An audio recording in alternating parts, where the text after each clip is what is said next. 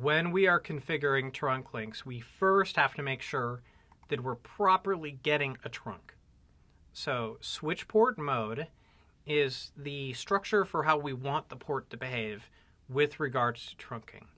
And then we say explicitly what we want to do.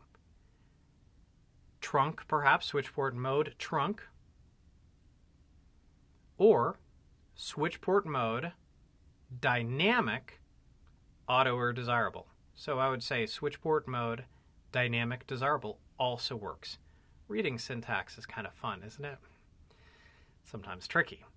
But once you've chosen the strategy that works for you, you then get to choose whether you want to run DTP. If you want to run DTP, that's fine. If you want to turn it off, no negotiate. So let's do that. I think show interface trunk. I don't have any trunks right now. So I'm going to do interface range. I'm going to say switch port mode trunk. I'm still running DTP. I'll do a show DTP interface. And we'll look at that. So right now, we are in the setting of on and running DTP. If I say no negotiate, what is the other side going to do? Well, the other side was dynamic auto. That's very impactful to us. The other side just came crashing down because now we're not tickling the other side, telling it to trunk to us. But if I want to look at my setting now, I am a trunk, but we're not doing this anymore. And our setting is no negotiate. Okay, so this is a fun little command for you to explore this when you want to explore it. By the way, I'm going to turn that off. I want to negotiate. I don't find DTP to be a problematic protocol. Then we choose our allowed VLANs. This is VLAN pruning. We are pruning manually. VTP has a pruning option. We prefer to do it ourselves. We do it ourselves by explicitly allowing the native VLAN and all of the other VLANs that we want to cross. We generally allow the native VLAN to communicate. So in my environment, I'm going to want to allow VLANs 10 and 20, and VLAN 1 because that's currently my native VLAN. But here we can see how to modify your native VLAN. If someone asks you that or tells you that a VLAN should not be tagged, this is how you do it.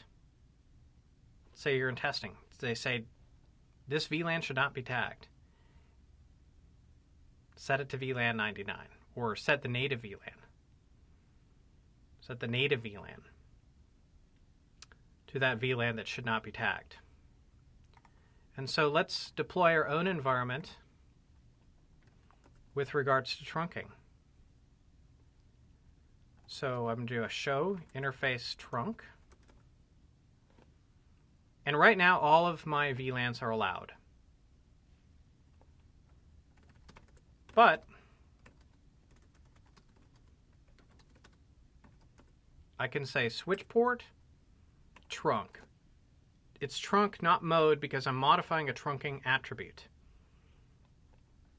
Then allowed VLAN, and then we choose the range 1, 10, 20, 99. Then I want to modify the native VLAN to 99. I want to show my interface of one of these so I can copy and paste.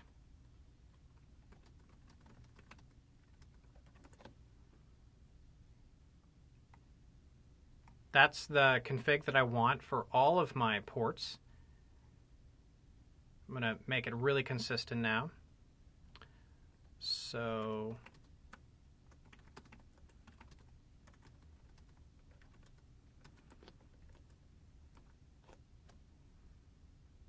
just go over to these ports.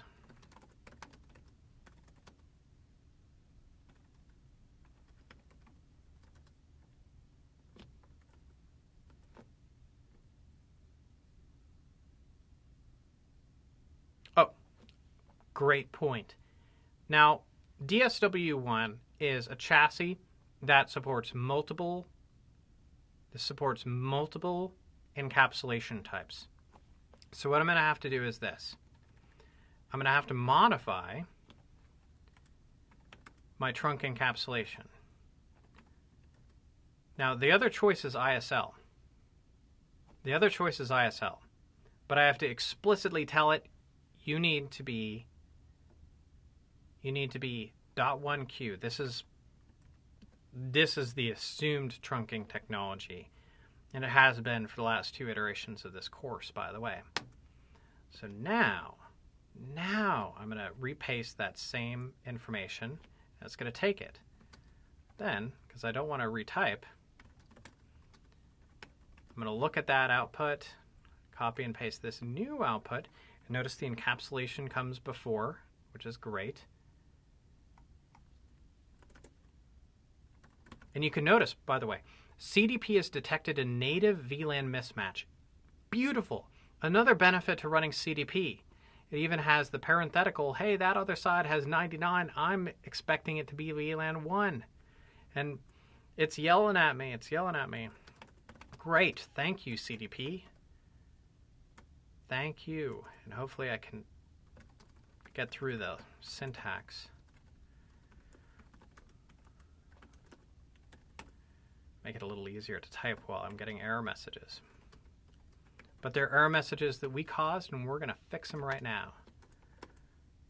Match the native VLAN, and we have just built trunk links in our switched infrastructure between ASW1, ASW2, and DSW1 and 2. You know what?